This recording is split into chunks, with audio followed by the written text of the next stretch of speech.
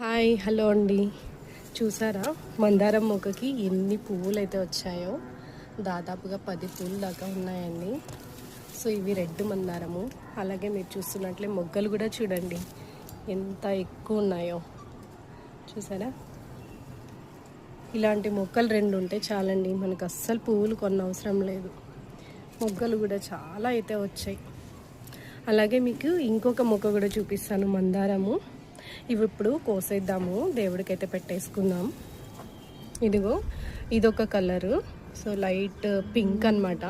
ఇవి పువ్వు అయితే అంత హెల్తీగా అయితే రాలేదు, ఇంత మాత్రం అయితే వచ్చిందనమాట. సో ఇది కూడా మొగ్గలు అయితే చాలా అయితే వచ్చాయి. ఎన్ని మొగ్గలు అయితే ఉన్నాయో, చిన్నగా ఉన్నాయి పువ్వులు, ఎందుకో మరి. ఇది తెచ్చినప్పటి నుంచి మొక్క ఇలానే ఉందండి. కాకపోతే మొగ్గలైతే ఈ మధ్య అయితే స్టార్ట్ అయ్యాయి. పువ్వులు ముందు అంత ఎక్కువ వచ్చేది కాదు, ఇప్పుడు వస్తున్నాయి. సో మరి కోసుకుందామా, దేవుడికైతే పెట్టేసుకుందాం ఇవాళ పూజకైతే. ఈ పువ్వులు కూడా అయితే కోసేసుకుందాము.